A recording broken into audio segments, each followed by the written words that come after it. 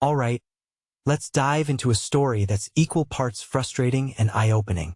Imagine being trapped in a situation where your home, a place that's supposed to be your sanctuary, becomes a battleground against rats. That's the reality for Kenny Ford, a 32-year-old man from Ayr, Scotland, who's been dealing with a rat infestation for nearly a decade. But here's the kicker. It's not just about the rats. It's about the tangled web of bureaucracy, neighborly indifference, and systemic failures that have left him feeling utterly stuck. Personally, I think this story is a microcosm of how easily people can fall through the cracks when systems are designed to prioritize red tape over human well-being.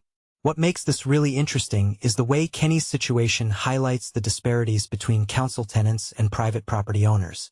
Kenny lives in a council home, which means he can report pest issues for free. But his neighbors, who own their properties, are reluctant to do the same because it comes with a £75 fee.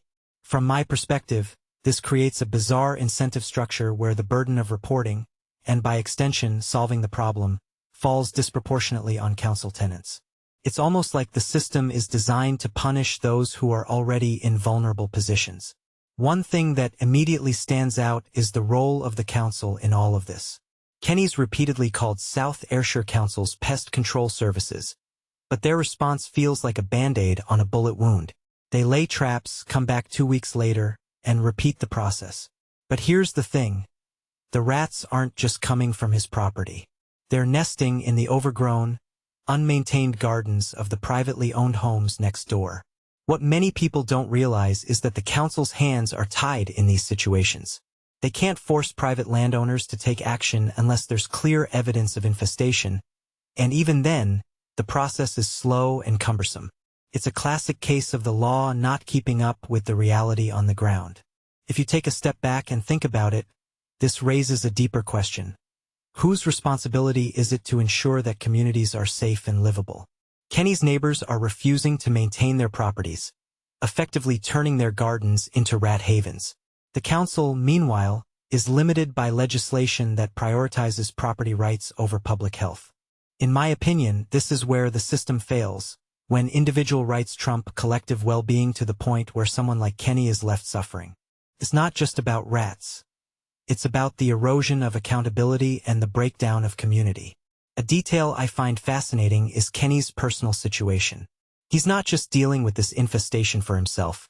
He's also caring for his mom, who has severe health issues and requires frequent hospital visits. This adds a layer of urgency to the problem. What this really suggests is that the impact of these systemic failures isn't just inconvenience, it's a health hazard. And yet, despite being on the waiting list to move for years, Kenny's options are limited. He needs a home near the hospital, and suitable properties are few and far between. It's a catch-22 that leaves him feeling trapped in more ways than one. What this story also highlights is the power dynamics at play. Kenny feels like he's stuck in a red tape area, where his concerns are brushed aside because of the complexities of private versus public property. The council's response, that they're following legal requirements, feels like a cop-out. Personally, I think there's a moral dimension here that's being ignored. Yes, the law is the law, but when it results in someone living in conditions that are frankly inhumane, isn't it time to reevaluate the system? This raises a broader question about the role of local governments in protecting their most vulnerable residents. In my opinion, the most frustrating part of this story is the lack of accountability. The private landowners aren't taking responsibility, the council is hiding behind legislation, and Kenny is left to deal with the consequences.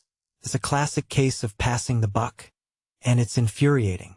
What many people don't realize is that these kinds of situations aren't unique.